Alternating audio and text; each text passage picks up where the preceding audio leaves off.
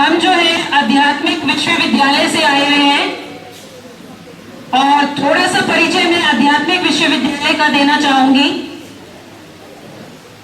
आध्यात्मिक विश्वविद्यालय वह स्कूल है जहां पर आत्मा की पढ़ाई पढ़ाई जाती है।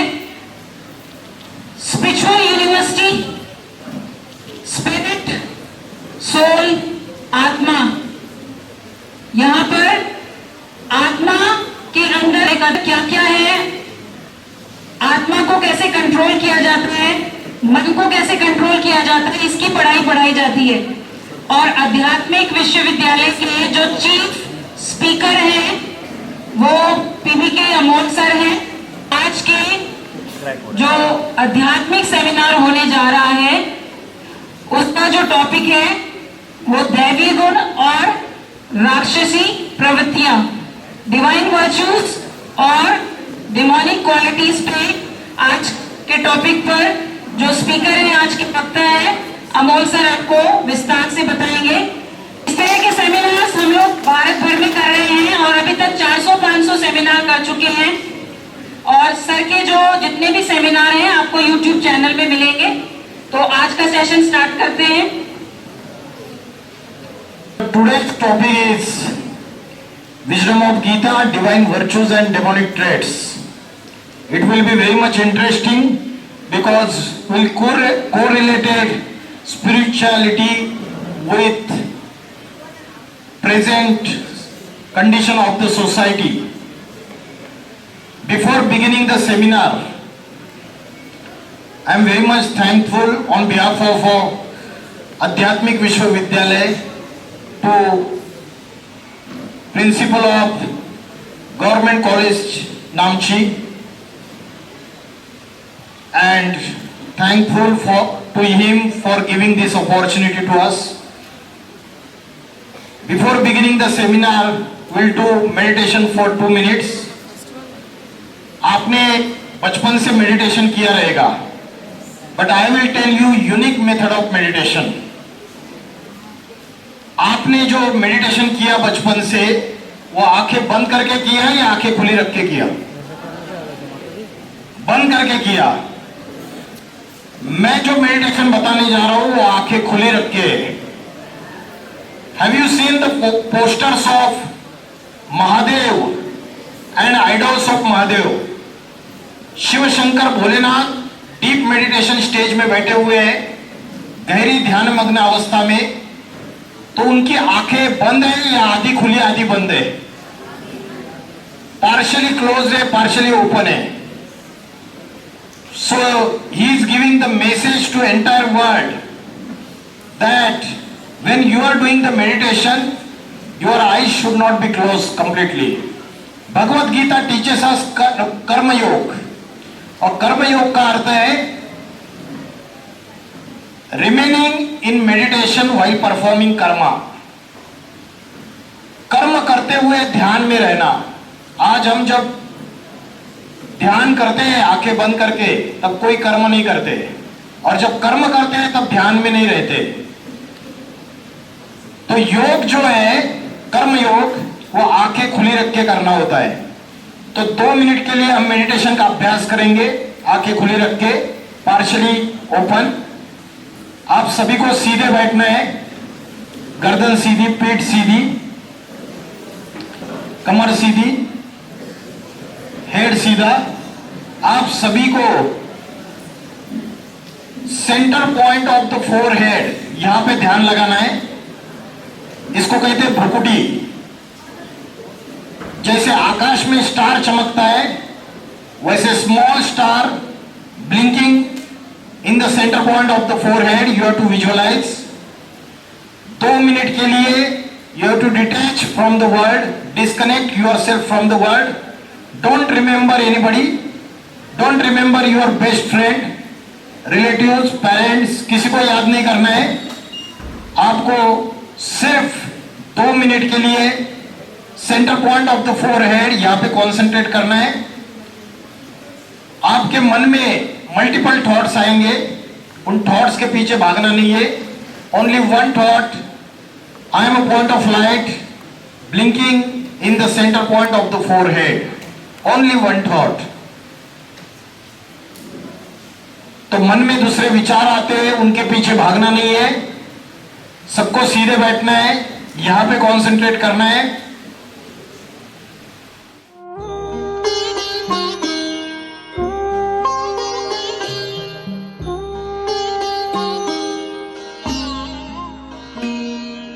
ज्योति बिंदु परमात्मा से है मेरी आत्मा, अब चल कर ले मिलन। परमानंद का अनुभव कर, ओ परमानंद का अनुभव कर, तू धन्य बना जीवन। ज्योति बिंदु परमात्मा से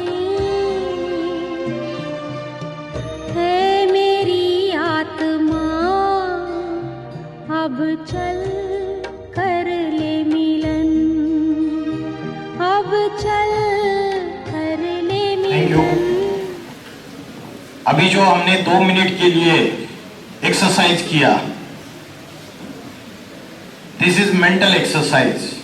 हम रोज फिजिकल एक्सरसाइज करते हैं, तो आज हम अपने फिजिकल ग्रोथ से रिलेटेड बहुत कॉन्शियस है, लेकिन स्पिरिचुअल ग्रोथ और मेंटल ग्रोथ के लिए इतने कॉन्शियस नहीं है। और उसकी वजह से आज tension, depression, stress, anxiety, insomnia, रात को नींद नहीं आना, अलग अलग प्रॉब्लम से हम सफर कर रहे हैं।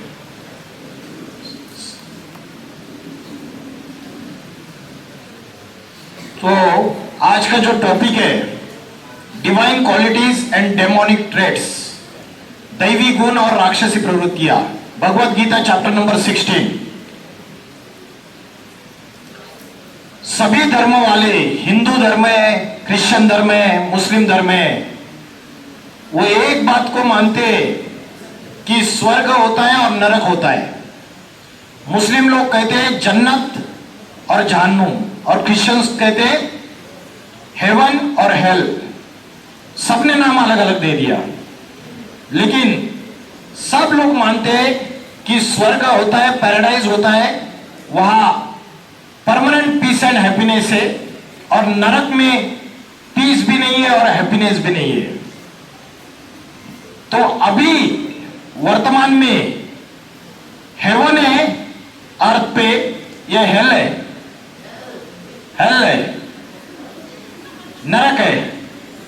तो डिवाइन क्वालिटीज और डेमोनिक ट्रेट्स, भगवत गीता में 2 डिस्टिंक्शन किए, एक तो देवता और दूसरा राक्षस। राक्षस हम देखते हैं कि लंबे लंबे बाल दिखाते हैं, बड़े बड़े दांत दिखाते हैं, तो ऐसे लंबे बाल वाले, दांतों वाले, एकदम क्रूएल उनका चेहरा भी होता है, वो राक्षस दिखाते हैं। हर धर्म वाले ये बात को मानते हैं। हिंदू धर्म में देवता और दानव, देवता और राक्षस, ये डिस्टिंक्शन किया है। क्रिश्चियनिटी में एंजल्स और डेमन या डेविल, और मुस्लिम रिलीजन में फरिश्ता और शैतान, ऐसा डिस्टिंक्शन किया है। तो सब धर्मों वाले स्वर्ग और नरक की कंसेप्ट को मानते हैं, और देवता और दानव, असुर, इस कंसेप्ट को भी मानते हैं। ऐसा समझते हैं कि देवता किधर आकाश में रहते हैं और राक्षस किधर पाताल में रहते हैं। क्या ये बात सच्ची है या मिसकंसेप्शन है? एक्चुअली इसी दुनिया में देवता भी रहते हैं और इसी दुनिया में राक्षस भी रहते हैं। ये वर्ल्ड साइकिल है। ये world cycle it is divided into 4 yugas. जैसे रात्रि के बाद दिन होता है और दिन के बाद रात्रि होती है। जैसे समर सीजन के बाद विंटर और विंटर के बाद समर सीजन के बाद रेनी सीजन, फिर विंटर, फिर से समर। ये साइक्लिक इन नेचर है, रिपीट होता रहता है। In the similar manner there are 4 yugas. कौन से 4 युग है पता है आपको? फर्स्ट वन इज सतयुग। सतयुग को कहते हैं गोल्डन एज। मुस्लिम लोग कहते हैं जन्नत, क्रिश्चियन लोग कहते हैं हेवन, और हिंदू लोग बोलते हैं स्वर्ग, वैकुंठ या राम राज्य। तो सतयुग। Second one is Treta yug, silver age. Third one is Dwapar yug, copper age. And fourth one is कौन सा है? कलयुग। अभी कौन सा युग चल रहा है? रॉन्ग, अभी चल रहा है घोर पापी कलयुग। अभी दुनिया में पाप, भ्रष्टाचार, अत्याचार, दुख, अशांति, हिंसा, आतंकवाद, सब कुछ बढ़ता चला जा रहा है। एक्सट्रीम सिचुएशन हो रही है। तो जब रात्रि होती है और रात्रि में अंधकार फैलता है तो उसके बाद दिन आता है। इन द सिमिलर मैनर पापी कलयुग के बाद पावन सतयुग आता है। तो अभी 2026 we are at the extreme position of the Kalyuga. अभी ट्रांसफॉर्मेशन की फेज चल रही है। जैसे पुराना मकान जब होता है तो पुराना मकान तोड़ के नया मकान बनाते हैं, वैसे ये दुनिया पुरानी हो चुकी है। इसमें पाप और असत्य, अधर्म बढ़ता चला जा रहा है। तो ऐसे समय ये ट्रांसफॉर्मेशन का फेज है। और ये जो ट्रांसफॉर्मेशन है 100 इयर्स, उसको कहते हैं संगम युग। ये संगम युग 100 इयर्स का जो है, इसमें God incarnate's on the earth in an ordinary human being. क्योंकि ये जो ट्रांसफॉर्मेशन है निगेटिव से पॉजिटिव, इविल से डिवाइन, ये ट्रांसफॉर्मेशन कोई मनुष्य नहीं कर सकता सिवाय भगवान के। पापी कलयुग को बदल के पावन सतयुग में कोई परिवर्तित नहीं कर सकता।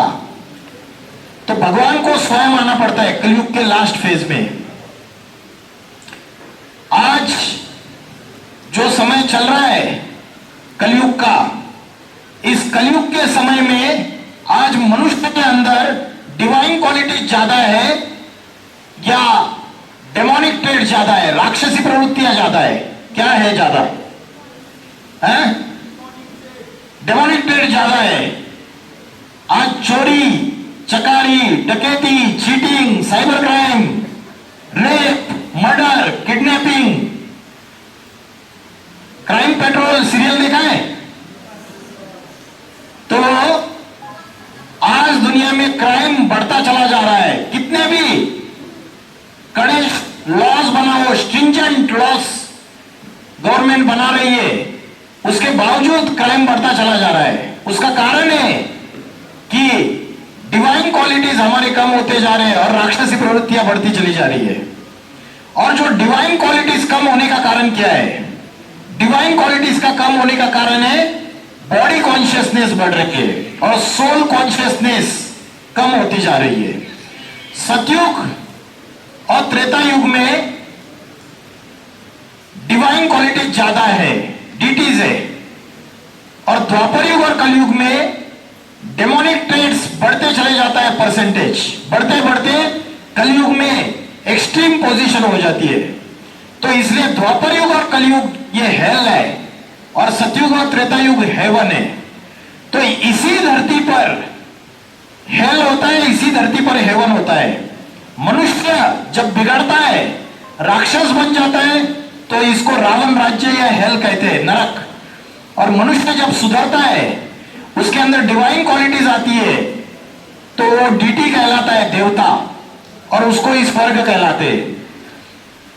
तो ये ये बॉडी कॉन्शियसनेस क्या है? आपने एडम और ईव की स्टोरी सुनी है क्या?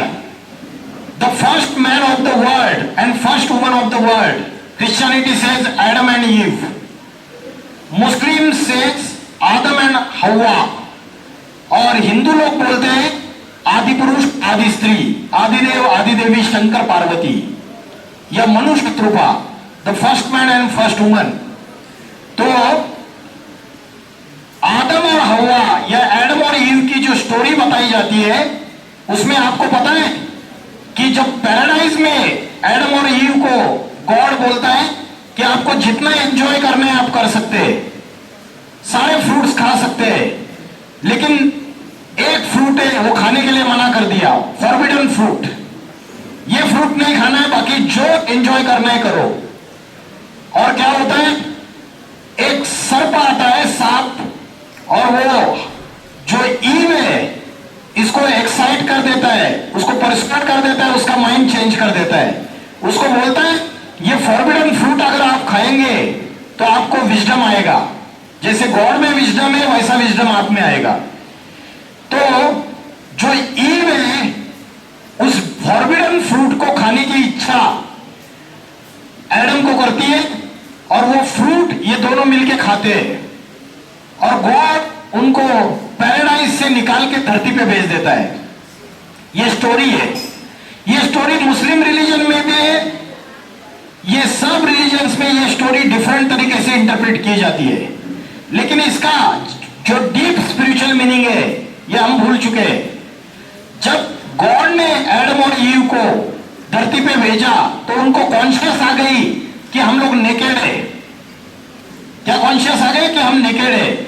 इसका मतलब पहली बार उनके अंदर बॉडी कॉन्शियसनेस आ गई, क्योंकि जब पैराडाइज में स्वर्ग में थे तो सोल कॉन्शियसनेस थी, और जैसे ही धरती पर आए तो बॉडी कॉन्शियसनेस आ गई। तो वो जो फॉरबिडन फ्रूट है उसका भी डीप स्पिरिचुअल मीनिंग है। फॉरबिडन फ्रूट मतलब सेक्सुअल डिजायर, लस्ट। तो जैसे ही उन्होंने सेक्सुअल डिजायर को भोगना, उसका प्लेजर लेना चालू कर दिया, तो भगवान ने बोला अभी हेवन जो है वो खलास हो गया, अभी हेल चालू हो गया। तो इसका मीनिंग यह है कि जो बॉडी कॉन्शियसनेस में मनुष्य आता है तो द्वापर युग और कलयुग में राक्षसी प्रवृत्तियां बढ़ती चली जाती है। तो द्वापर युग और कलयुग हेल है, और सतयुग और त्रेता युग स्वर्ग है धरती पर। तो भगवत गीता में जो 16वां अध्याय है, 16 चैप्टर, उसमें डिवाइन क्वालिटीज कौन से हैं और डेमोनिक ट्रेट्स कौन से, ये बताया। आज स्कूल कॉलेज यूनिवर्सिटीज में जो एजुकेशन दिया जाता है वो फॉर्मल एजुकेशन दिया जाता है या सेकुलर एजुकेशन दिया जाता है। आज आप लोग पढ़ाई पढ़ने के बाद आपको डिग्री मिलता है, डॉक्टर, लॉयर, इंजीनियर्स तैयार हो रहे हैं आज यूनिवर्सिटी से, लेकिन आज क्या अच्छे कैरेक्टर वाले मनुष्य तैयार हो रहे हैं? क्या अच्छे कैरेक्टर वाले स्टूडेंट्स तैयार हो रहे हैं? क्या हो रहे या नहीं हो रहे? नहीं हो रहे। उसका कारण क्या है? क्योंकि कॉलेजेस यूनिवर्सिटी में आज स्पिरिचुअल एजुकेशन नहीं दिया जाता, सिर्फ फॉर्मल एजुकेशन या सेकुलर एजुकेशन दिया जाता है। तो आज डेमोनिक ट्रेड्स बढ़ते चले जा रहे हैं, और कौन से डिवाइन क्वालिटीज है ये हमने बचपन से हम सीख रहे हैं कि डिवाइन क्वालिटीज कौन से, जैसे कि फियरलेसनेस, शांति, दूसरों के दोष न देखना, प्राणियों पर दया, लैक ऑफ ग्रीड, लज्जा, उसके बाद क्षमा, फॉरगिवनेस, कंपैशन, करुणा, पेशेंस, ये सारे डिवाइन क्वालिटीज है। Cleanliness of mind and intellect, not to hurt anyone, किसी के ऊपर क्रोध न करना, ये सारे डिवाइन क्वालिटीज है। और अगर हम क्रोध करते हैं तो समझिए हमारे अंदर राक्षसी प्रवृत्तियां ज्यादा है। आप में से कितने लोगों को दिन में छोटी छोटी बात पे गुस्सा आता है, क्रोध आता है, किसी को भी नहीं आता है। इस हॉल में गवर्नमेंट कॉलेज नामची में सारे देवता बैठे हुए हैं क्या? किसी के अंदर राक्षसी प्रवृत्ति नहीं है? हाँ? तो डिवाइन क्वालिटीज हमने बचपन से सुनते आए, लेकिन आज डिवाइन क्वालिटीज मनुष्य के अंदर से गायब होते जा रहे हैं और उसकी जगह राक्षसी प्रवृत्ति ने ली है। आज मैं एक ही डिवाइन क्वालिटी के बारे में बताऊंगा, सत्व संशुद्धि, मतलब मन और बुद्धि की सफाई, cleansing of mind and intellect. आज हम भारत में खासकर पोल्यूशन, करप्शन और जो भी गार्बेज बढ़ रहा है दुनिया में, उसकी सफाई करने के लिए बहुत कॉन्शियस है। जो एक्सटर्नल गार्बेज है उसकी सफाई कर रहे हैं, जो पोल्यूशन बढ़ रहा है उसके लिए भी कंट्रोलिंग करने के लिए टेक्निक्स अप्लाई कर रहे हैं, और जो करप्शन बढ़ रहा है उसके लिए एंटी करप्शन ब्यूरो है। लेकिन जो हमारे इंटरनल माइंड और इंटेलेक्ट में जो पोल्यूशन बढ़ रहा है, विचारों का, थॉट्स का, निगेटिव थॉट्स, वेस्ट थॉट्स, इस पोल्यूशन को कैसे कंट्रोल करना है, इसके बारे में हमको कोई जानकारी नहीं है। आज जो गार्बेज, निगेटिव थॉट्स का, वेस्ट थॉट्स का गार्बेज हमारे माइंड और इंटेलेक्ट में एक्यूमुलेट हो रहा है, उसकी कैसे क्लींसिंग करनी है, इसकी नॉलेज भी हमको नहीं है। और जो करप्शन है, करप्शन जब होता है तो पहले माइंड में पापी विचार आता है, पहले करप्ट माइंड होता है, उसके बाद कर्म करप्टेड होता है। तो आज माइंड के अंदर जो करप्शन है वो कैसे खत्म करना है, इसकी भी नॉलेज हमको नहीं है। इसलिए आज हम एक्सटर्नल पोल्यूशन, एक्सटर्नल करप्शन और एक्सटर्नल गार्बेज कंट्रोल करने के लिए आज की गवर्नमेंट कंसर्न है, और आज के जो सिविलियंस है, सिटीजन्स है, वो भी कंसर्न है। लेकिन जो इंटरनल पोल्यूशन बढ़ रहा है, जो इंटरनल करप्शन बढ़ रहा है माइंड के अंदर, और जो इंटरनल गार्बेज एक्यूमुलेट हो रहा है निगेटिव थॉट्स का, उसको कैसे कंट्रोल करना है, इसकी जानकारी हमको नहीं है। अगर मॉर्निंग से लेकर नाइट तक हमने अपने आप की चेकिंग की, एनालिसिस किया, तो क्या पता चलता है? सवेरे से लेकर रात तक पॉजिटिव थॉट्स ज्यादा आते हैं या निगेटिव और वेस्ट थॉट ज्यादा आते हैं? क्या होता है? कौन से थॉट ज्यादा आते हैं, पॉजिटिव या निगेटिव? निगेटिव थॉट ज्यादा आते हैं। तो निगेटिव थॉट ज्यादा आने का कारण क्या है? क्या? पैसे का कमी। पैसे की कमी के कारण निगेटिव थॉट ज्यादा आते हैं। अच्छा, कोई गरीब है व्यक्ति, जिस गरीब व्यक्ति को पता नहीं है कि कल मुझे खाना मिलेगा या नहीं, लेकिन वो ज्यादा आज की डेट में संतुष्ट रहता है, ज्यादा कंटेंटेड रहता है। और जो अरबपति, करोड़पति, मल्टीमिलियनियर, अंबानी है, बिरला है, टाटा है, उनको तो रात को नींद भी नहीं आती, नींद की गोली लेकर सोना पड़ता है, और उनके जीवन में संतुष्टि दे रही थी। उनको पता नहीं कब इनकम टैक्स ऑफिसर आके रेड करेगा, कब ईडी आके रेड करेगा, कभी सीबीआई आके रेड करेगा, उनको पता नहीं है, टेंशन में रहते हैं। कब चोर आके, कोई डकैत आके पैसा चोरी करके लेके जाएगा। तो धन की कमी की वजह से आज समस्याएं नहीं है, जो tension, depression, stress, anxiety, insomnia, ये जो समस्याएं, जो मानसिक विकार, साइकोसोमेटिक डिसऑर्डर्स, ये बढ़ते चले जा रहे हैं। उसका कारण है आध्यात्मिक ज्ञान नहीं है, आत्मा का ज्ञान नहीं है, आत्मज्ञान की कमी है। इसलिए बड़े बड़े intellectuals, engineers, doctor, celebrities, body builders, वो भी सुसाइड कर रहे हैं। राजस्थान में कोटा शहर का नाम सुना है आपने?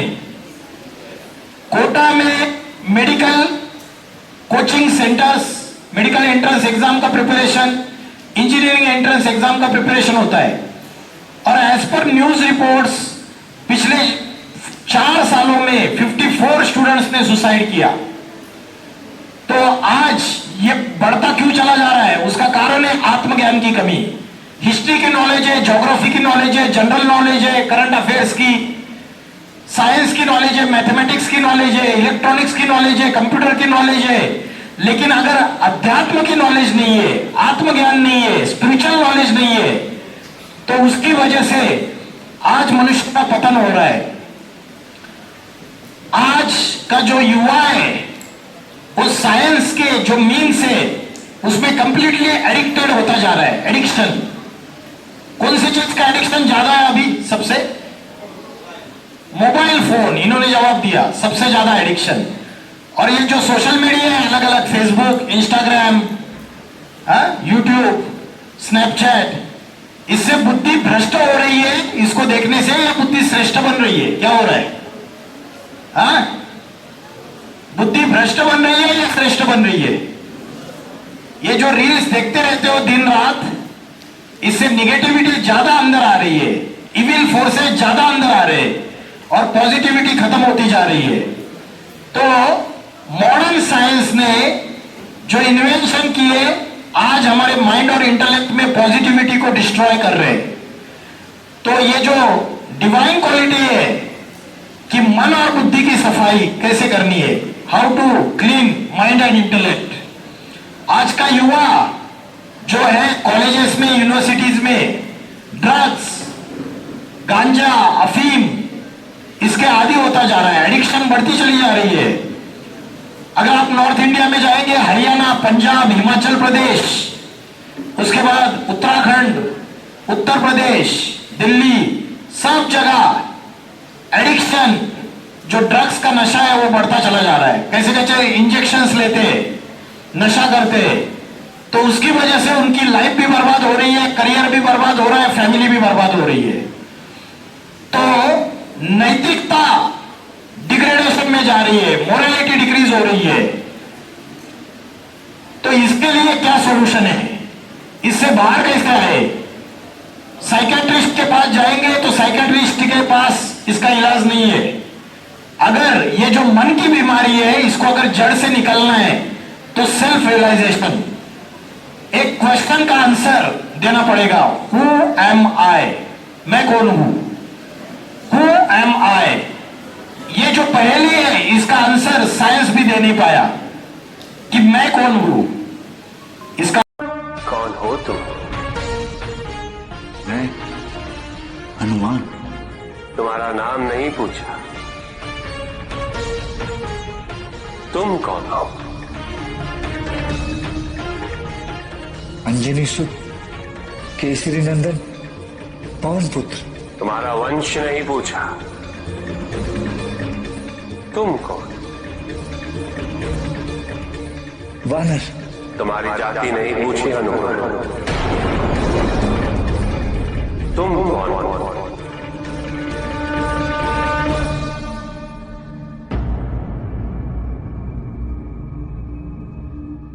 मुझे ज्ञात नहीं, मुझे केवल ये ज्ञात है कि मुझे कुछ ज्ञात नहीं। मुझे अभी यही ज्ञात है कि मैं स्वयं अज्ञात हूं। महादेव ने हनुमान जी को पूछा तुम कौन हो? हनुमान जी ने जवाब दिया मैं हनुमान हूं। महादेव ने बोला मैंने आपका नाम नहीं पूछा, तुम कौन हो? हनुमान जी ने जवाब दिया मैं वानर हूं। महादेव जी ने बोला मैंने आपकी जाति नहीं पूछी, तुम कौन हो?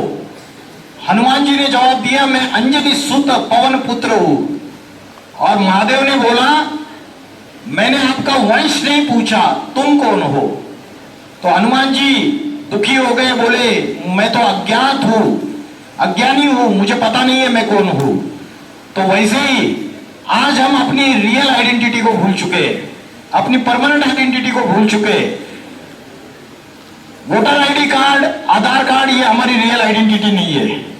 आज हम अपनी आइडेंटिटी क्या बताते?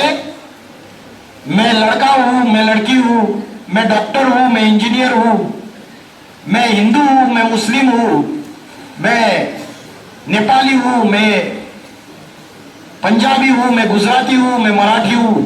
तो हमारी जो आइडेंटिटी है वो religion based, caste based, qualification based, जाति के ऊपर आधारित है। और आज उसकी वजह से लड़ाई झगड़े। आज बॉडी कॉन्शियसनेस में, अहंकार में आके आज धर्म आपस में लड़ रहे कि मैं बड़ा, मैं बड़ा। जाति आपस में लड़ रही है। आज भाषा के आधार पे झगड़े, आज जेंडर डिस्क्रिमिनेशन है, तो मेरी असली आइडेंटिटी क्या है, जो परमानेंट है, जो जन्म लेने से पहले भी थी, मृत्यु के बाद भी रहेगी। जब मां के गर्भ में थे तब भी थी आइडेंटिटी। वो आइडेंटिटी क्या है? हु एम आई। इस प्रश्न का अगर जवाब मिल गया तो हमें आज जो भी माइंड कंट्रोल की प्रॉब्लम है, मन भटक रहा है, निगेटिविटी आ रही है, निगेटिव थॉट्स आ रहे हैं, टेंशन, डिप्रेशन, स्ट्रेस, इसका सॉल्यूशन मिल जाएगा।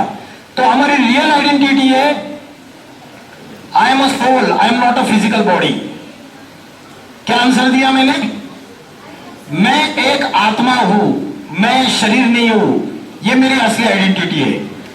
The body is made up of flesh and bones, this is called as human skeleton. और जब तक ह्यूमन स्केलेटन में आत्मा प्रवेश नहीं करेगी, प्राण शक्ति प्रवेश नहीं करेगी, कॉन्शियसनेस एंटर नहीं करेगी, तब तक जीवात्मा नहीं कहते, ह्यूमन बीइंग नहीं कहते। So human is human skeleton and being means आत्मा, एनर्जी, कॉन्शियसनेस। तो ये कॉम्बिनेशन है। अगर आत्मा चली गई तो डेड बॉडी। जब आत्मा है तब हम आंखों से देख सकते, कानों से सुन सकते, मुख से बोल सकते। तो आत्मा हमारी असली आइडेंटिटी है, जो हम भूल चुके हैं पूरी तरीके से। आत्मा का ध्यान कैसे करना है? आत्मा कहां रहती है? बॉडी में आत्मा कहां रहती है आपको पता है? आत्मा नाक पे रहती है, यहां पे रहती है, हृदय में रहती है, पेट में रहती है, पैर में रहती है। कहां रहती है आत्मा? आत्मा, soul is the controller of entire body.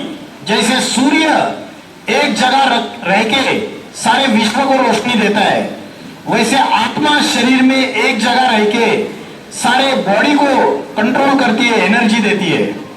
तो आत्मा कहां रहती है पता है किसी को? हाँ जी। Where does the soul reside? आप में से किसी को पता है आत्मा कहां रहती है? आत्मा कहां रहती है? Centre point of the forehead, भ्रुकुटी के मध्य में आत्मा रहती है। और जो मेडिटेशन करना होता है, ध्यान करना होता है, वो centre point of the forehead में करना होता है। इसका क्या प्रूफ है कि आत्मा यहां रहती है? क्या प्रूफ है इसका? भारत की जो कन्या माता है यहां पे बिंदी लगाती है और पुरुष लोग यहां पे टीका या तिलक लगाते हैं। यह आत्मा का रहने का स्थान है। आज हम ये बात को भूल गए कि आत्मा भ्रुकुटी के बीच में रहती है, इसलिए मेडिटेशन जो हम करते हैं वो गलत टेक्निक अप्लाई करते हैं। अगर मन को एकाग्र करना है और अगर योग असलियत में करना है तो आपको भ्रुकुटी के बीच में ध्यान लगाना पड़ेगा। तो आत्मा भ्रुकुटी के बीच में रहती है। Bhagavad Gita says the soul resides at the centre point of the forehead. तो ऋषि मुनियों ने ये जो परंपरा चालू की बिंदी लगाने की और टीका लगाने की, ये इसलिए चालू की क्योंकि उनको पता था कि मनुष्य जो है बॉडी कॉन्शियसनेस में आ रहा है, अपने को फिजिकल बॉडी समझ गया है और बॉडी की जो इंद्रिया है, सेंस ऑर्गन्स, इसमें मनुष्य की बुद्धि पूरी तरीके से फोकस्ड है और मनुष्य आत्मा को भूलता चला जा रहा है। इसलिए यहां बिंदी लगाने की और टीका लगाने की परंपरा शुरुआत हुई। लेकिन आज हम इसका स्पिरिचुअल सीक्रेट भूल चुके हैं कि आत्मा भ्रुकुटी के बीच में रहती है। तो आत्मा का ध्यान यहां करना है। जैसे आकाश में स्टार चमकता है वैसे छोटा सा स्टार यहां चमक रहा है, ऐसे विजुअलाइज करना है। And which is the good time for meditation? Do you know कौन सा अच्छा समय है मेडिटेशन के लिए? ब्रह्म मुहूर्त का, अर्ली मॉर्निंग बिफोर सनराइज। 4 बजे अगर उठ जाएंगे, कैसी भी डिप्रेशन, टेंशन, स्ट्रेस, कैसा भी प्रॉब्लम हो, अगर रोज 4 बजे उठ के आप अगर आत्मा का ध्यान करते हैं, मन को यहां एकाग्र करते हैं, सारे अपने मल्टीपल थॉट्स को एक पॉइंट ऑफ लाइट पे कॉन्सेंट्रेट करते हैं, तो अगर 6 महीने 180 डेज लगातार अगर आप ये प्रैक्टिस करते हैं तो आपके अंदर की निगेटिविटी भाग जाएगी। आपको लाइट फील होगा, नेचुरल पीस एंड हैप्पीनेस आएगा। तो आत्मा का ध्यान करने के लिए भ्रुकुटी के बीच में और सबसे अच्छा समय ब्रह्म मुहूर्त का समय। जैसे कोई गाड़ी होती है तो गाड़ी का ड्राइवर जो होता है उसका भोजन अलग है और गाड़ी का भोजन अलग है। इन द सिमिलर मैनर ये शरीर गाड़ी है और इसका ड्राइवर है आत्मा। तो आत्मा का भोजन अलग है और शरीर का भोजन अलग है। What is the food of the soul? पता है आपको आत्मा का भोजन क्या है? कौन बताएगा? What is the food of the soul? किसी को पता नहीं है आत्मा का भोजन क्या है? यस,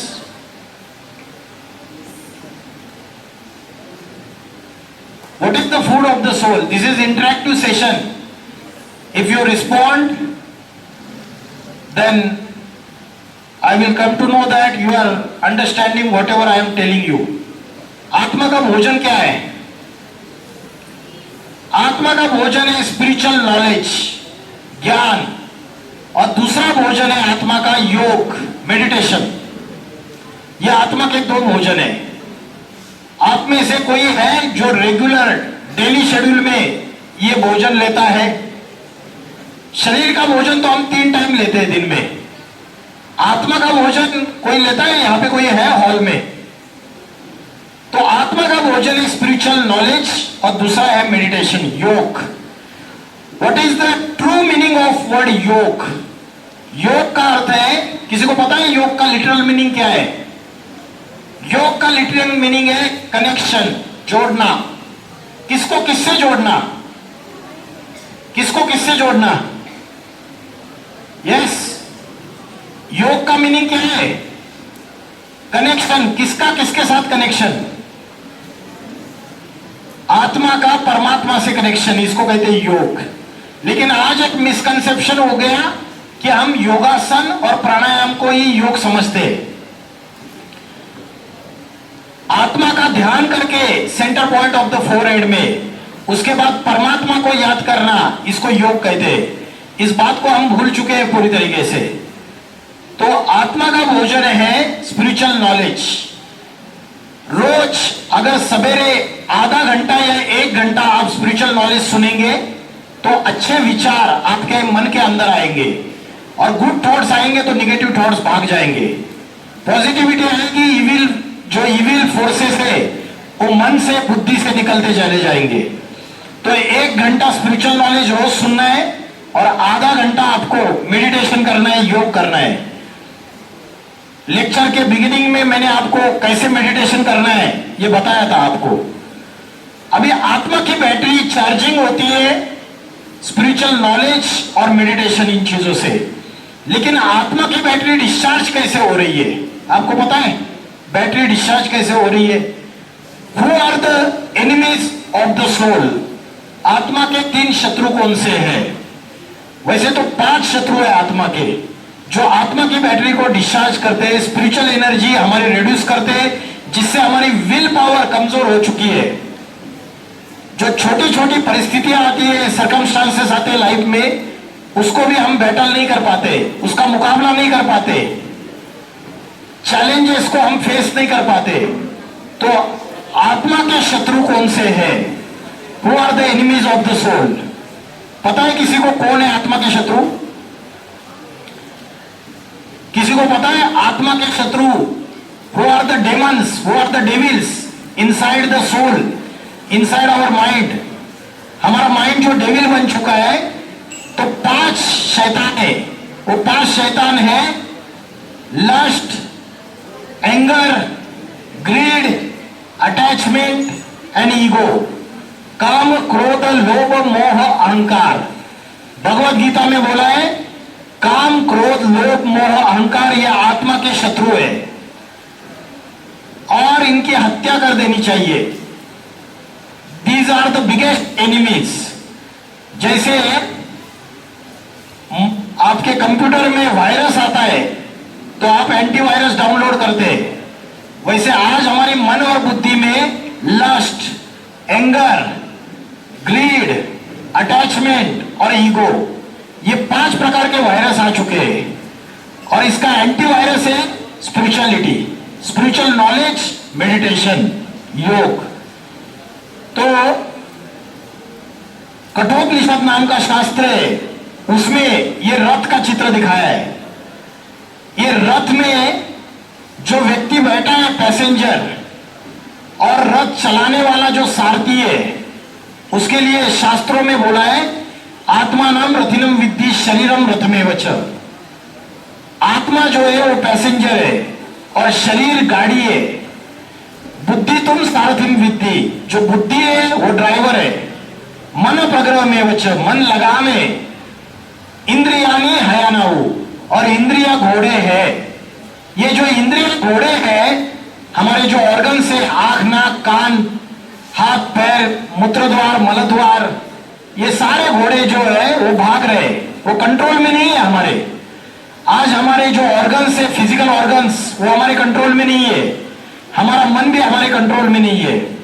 तो मन को अगर कंट्रोल में करना है, अगर बुद्धि को स्टेबल करना है, तो हमें आत्मा का ध्यान करना पड़ेगा, स्पिरिचुअल नॉलेज को ग्रहण करना पड़ेगा और परमात्मा से कनेक्शन जोड़ना पड़ेगा। योग का अर्थ है कनेक्शन जोड़ना, आत्मा का परमात्मा से कनेक्शन जोड़ना। लेकिन आज हम मोबाइल में किससे कनेक्शन जोड़ते हैं? किससे जोड़ते हैं कनेक्शन? या तो क्रिकेट प्लेयर है विराट कोहली, उससे कनेक्शन जोड़ते हैं, या सेलिब्रिटीज जो है, जो बॉलीवुड के हीरो है, हॉलीवुड के हीरोज है, उनसे कनेक्शन जोड़ते हैं।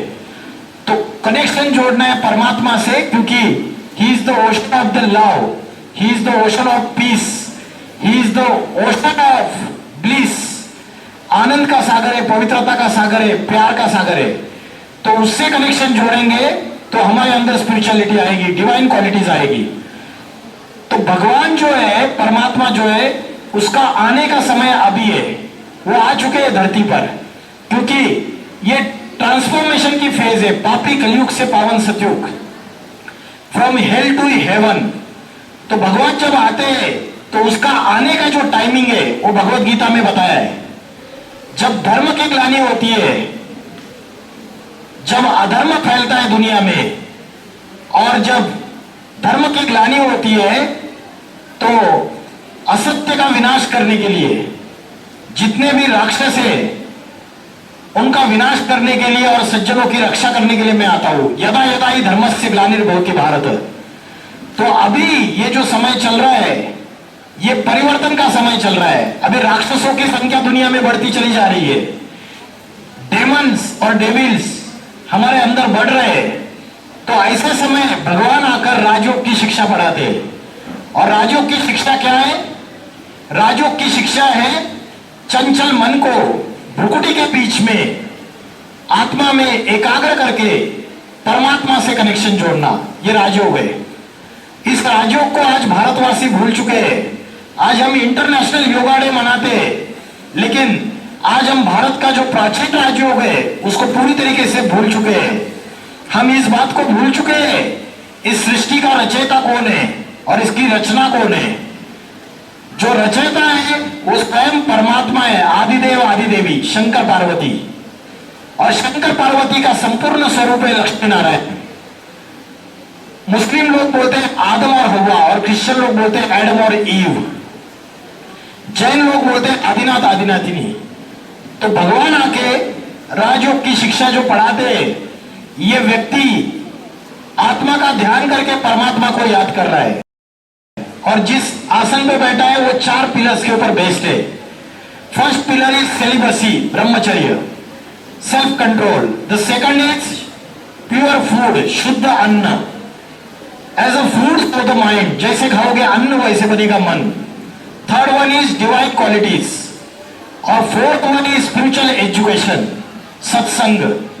तो अगर हम अपने लाइफ में ब्रह्मचर्य, शुद्ध अन्न, प्योर फूड, डिवाइन क्वालिटीज धारण करते हैं, स्पिरिचुअल एजुकेशन लेते हैं, तो राजयोग की शिक्षा से हमारे अंदर के जो राक्षस है, काम, क्रोध, लोभ, मोह, अहंकार, ये 5 राक्षस भाग जाएंगे। तो आज राजयोग की शिक्षा जो है वो अगर हम अपने जीवन में धारण करेंगे, तो स्पिरिचुअलिटी धारण करने से हमारे मन में, हमारे पुराने संस्कारों में परिवर्तन आ जाएगा। China became the first country who declared addiction of the internet as a disease. आज जो आज का यूथ है कंट्री का, वो इतना एडिक्टेड हो चुका है कि एक सर्वे के अनुसार, आज तक न्यूज चैनल ने एक सर्वे लिया था, उसके अनुसार 90% जो यूथ है वो एडल्ट कंटेंट वॉच करता है और सिर्फ 17% यूथ है जो आज की डेट में जॉब सर्च कर रहे, गूगल पे ब्राउज कर रहे। तो मानसिकता जो है वो राक्षसी मानसिकता बनती जा रही है, आसुरी प्रवृत्तियां बढ़ती चली जा रही है। अभी महाकुंभ मेला हुआ था प्रयागराज में, उसमें 40-50 करोड़ लोगों ने जाके गंगा में स्नान किया, डुबकी लगाई। तो उसमें पता चला कि कोई ऐसे यंगस्टर्स है जिन्होंने वहां जो हमारी बहनें माताएं गई थी उनके वीडियोस लिए, कपड़े बदलते हुए, स्नान करते हुए, और उसको सोशल मीडिया प्लेटफॉर्म पे वायरल कर दिया और उससे पैसे कमाए। तो आज राक्षसी प्रवृत्तियां बढ़ती चली जा रही है। सोशल मीडिया हमारे जो इमोशंस है उसको मैनिपुलेट कर रहा है। इसकी वजह से वायलेंस, सेक्सुअलिटी, सेक्सुअल क्राइम बढ़ते चले जा रहे हैं और सारी दुनिया अभी थर्ड वर्ल्ड वॉर के कगार वैज्ञानिकों ने अपने, आज सारी दुनिया थर्ड वर्ल्ड वॉर के कगार पे खड़ी है। कभी भी थर्ड वर्ल्ड वॉर स्टार्ट हो सकता है और अगर थर्ड वर्ल्ड वॉर स्टार्ट हुआ तो न्यूक्लियर वॉर होगी, और अगर न्यूक्लियर वॉर होगी तो एटम बम का एक्सप्लोजन हो जाएगा। एटम बम का एक्सप्लोजन होने से 1 सेकंड में ये सारी दुनिया खलास हो सकती है। तो मनुष्य ने मॉडर्न साइंस के आधार पे आज विनाश के सारे साधन तैयार कर लिए। मनुष्य जिस पेड़ की डाली पे बैठा है उसी पे कुल्हाड़ी मार रहा है तो खुद भी नीचे गिरेगा। तो आज जो साइंटिस्ट है उनको भी ये बात पता है कि ह्यूमैनिटी डिस्ट्रक्शन की तरफ जा रही है। इसलिए 1947 में अल्बर्ट आइंस्टीन और रॉबर्ट ओपेनहाइमर और वॉशिंगटन के साइंटिस्ट जो है उन्होंने बुलेटिन ऑफ एटॉमिक साइंटिस्ट नाम का एक संगठन बनाया और डूम्सडे क्लॉक बनाया। उस डूम्सडे क्लॉक को ये मैन्युअली सेट करते हैं। अगर ये डूम्सडे क्लॉक के दोनों हैंड्स अगर 12 o'clock के ऊपर आ गए तो ये दुनिया विनाश हो जाएगी। तो 2025 में ये डूम्सडे क्लॉक में 12 o'clock से सिर्फ 89 सेकंड बचे हुए हैं। परमाणु वैज्ञानिकों ने अपनी प्रलय घड़ी यानी इंग्लिश में कहें तो डूम्सडे क्लॉक को विनाश के और करीब सेट कर दिया है। इसे रात 12 बजे से महज 89 सेकंड पहले सेट किया गया है। इसका मतलब है कि मानवता का विनाश महज 89 सेकंड दूर है। पिछले साल इसे 1 सेकंड पीछे यानी 90 सेकंड पर सेट किया गया था। सीधे सीधे कहा जाए तो पिछले साल के मुकाबले इस साल खतरा बढ़ गया है। इसका कारण बताया गया है रूस द्वारा यूक्रेन पर हमले के बीच परमाणु खतरे को, विश्व के दूसरे प्रमुख स्थानों में तनाव और जलवायु परिवर्तन को, और सबसे अहम आर्टिफिशियल इंटेलिजेंस के सैन्य अनुप्रयोग को। देखिए, डूम्सडे क्लॉक या प्रलय घड़ी मानवता की तरफ आने वाले खतरे को दिखाने वाली एक प्रतीकात्मक घड़ी है। इसे bulletin of the atomic scientists या BAS नाम के संगठन द्वारा बनाया गया था, जिसमें जे रॉबर्ट ओपेनहाइमर और अल्बर्ट आइंस्टीन जैसे भौतिक विज्ञानी भी शामिल थे।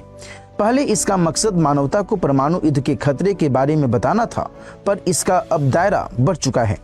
यह घड़ी हर साल जनवरी में BAS की सालाना बैठक के बाद सेट की जाती है। तो कलयुग जो है अभी छोटा बच्चा नहीं है, अभी थोड़ा सा बचा हुआ है। जैसे कोई पेशेंट होता है, वो जब ज्यादा डेथ बेड पे होता है तो उसको वेंटिलेटर पे रखते हैं डॉक्टर, वैसे आज हम सभी मनुष्य वेंटिलेटर पे अंतिम सांसें गिन रही है ये दुनिया, और भारतवासी कुंभकर्ण की निद्रा में सो रहे हैं। उनको पता नहीं है कि भगवान इस धरती पे अवतार ले चुके हैं और आध्यात्मिक शिक्षा, राजयोग की शिक्षा पढ़ा रहे हैं। और उस आध्यात्मिक शिक्षा को हम अपने जीवन में अगर धारण करेंगे तो जो नई दुनिया आने वाली है, सतयुग, जो स्वर्ग की दुनिया आने वाली है, उसमें जो मनुष्य, थोड़े मनुष्य जाएंगे उसमें, जो अपने आप को पवित्र बनाते, उनके द्वारा परमात्मा नई दुनिया को शुरुआत करेंगे। तो वर्ल्ड वॉर 3 अगर हो गया तो न्यूक्लियर वॉर होगी, और अगर न्यूक्लियर वॉर होगी तो न्यूक्लियर वेपन्स का एक्सप्लोजन होने से अर्थ का टेम्परेचर इंक्रीज हो जाएगा। अर्थ का टेम्परेचर इंक्रीज होने से नॉर्थ पोल और साउथ पोल में जो बर्फ के पहाड़ है, ग्लेशियर्स, वो मेल्ट हो जाएंगे, और वो मेल्ट होने से मीन सी लेवल बढ़ जाएगा, और मीन सी लेवल बढ़ने से उसकी वजह से जो बड़े बड़े शहर है, बड़े बड़े आइलैंड से, वो समुद्र के अंदर सबमर्ज हो जाएंगे, समुद्र के अंदर डूब जाएंगे। तो अभी अगर थर्ड वर्ल्ड वॉर हो गया तो न्यूक्लियर वॉर होगा, ग्लोबल वार्मिंग होगी, एनवायरमेंटल डिग्रेडेशन तो हो ही रहा है, भूकंप, ज्वालामुखी, महासुनामी आएगा, और नासा की रिपोर्ट है ये, और हिंदू मुस्लिम सिविल वॉर्स। तो ये 3 रीजन है जिसकी वजह से ह्यूमैनिटी कंप्लीटली डिस्ट्रॉय होके नवयुग चालू हो जाएगा।